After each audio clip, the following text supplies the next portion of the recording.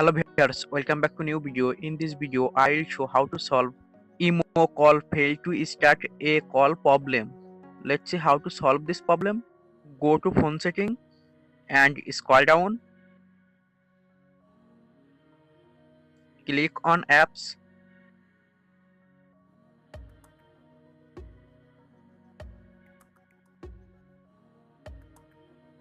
Click on emo.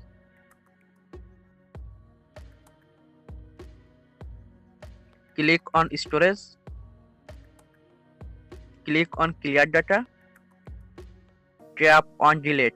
Now open on Play Store. Click on search bar and search emo.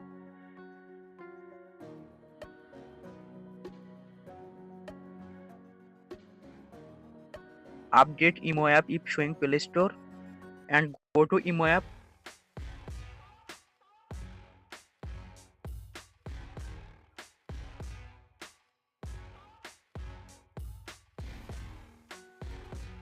Emo call problem solved.